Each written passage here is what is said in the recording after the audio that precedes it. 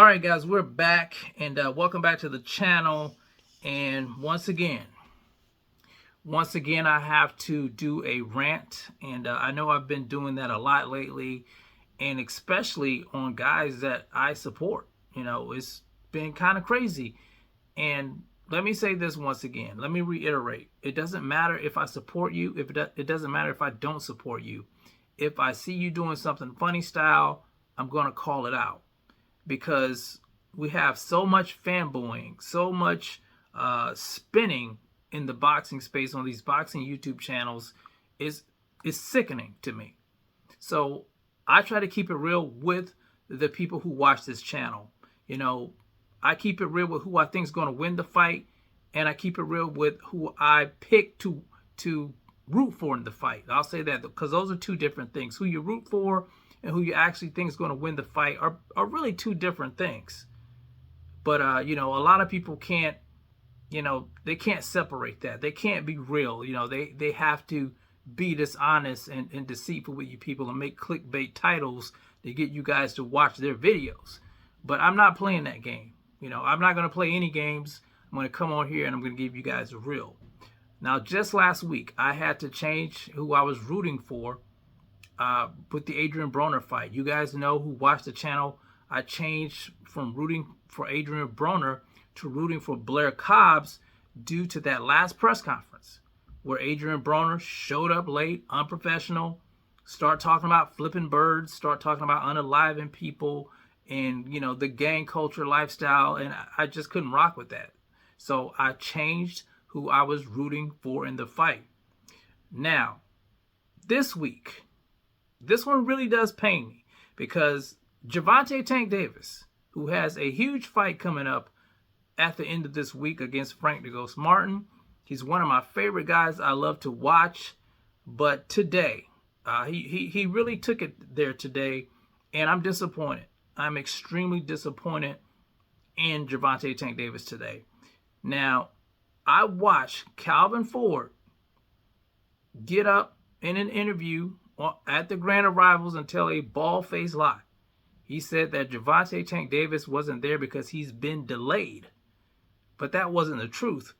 The truth is what I'm going to read to you guys coming from Gervonta Tank Davis's Twitter, which he already erased, but it did happen to get a screenshot. And he says that the promotion for this fight's been ass. Now watch I'll show up to the Arrival shit today. So he was planning not to show up to the Grand Arrivals all along because he thought, you know, the promotion's been ass. But yet, you know, you have all these fans at the Arrivals waiting to see you and you don't show up. And I think that's absolutely unacceptable. I think that's absolutely unprofessional. You know, you say that you're the face of boxing. Well, if you're the face of boxing, then you need to act accordingly. You can't go around just not showing up, being unprofessional, and expect people to continue to support you. You know, when they show up and you're just not there. You know, people were expecting you to be there. They wanted to cheer you on. That, you know, they probably, you know, came out of their way to come see you, and this is what you do. And a lot of these, I would say, some of these younger fighters, they're always in their feelings now. You know, there's thin skin. They can't take any constructive criticism, and then they're unprofessional on top of that. And I think that's just, it's ridiculous, guys. It's ridiculous. I love watching Gervonta Tank Davis fight, but I got to be honest. Stuff like this really does turn me off. You're talking about the promotion is ass, but you're not helping it by putting out tweets like that. You know, how is that helping the promotion? You should be doing all you can to promote the fight yourself. It's your pay-per-view. It's your fight. You should be out there promoting your fight. You can't expect the platform to do everything for you. You have to promote yourself as a fighter. But this, like I said, this is unacceptable. Now, Frank Martin showed up. He was very professional. David Benavidez showed up. He was very professional. But the guy that headlines the card doesn't show up, and his trainer gets up there and lies. Make it make sense, guys. Make it make sense. Now, I know a lot of people are going to come and support Gervonta Tank Davis. I am going to buy the pay-per-view. At one time, I was actually going to the fight, but I wasn't able to do that this time.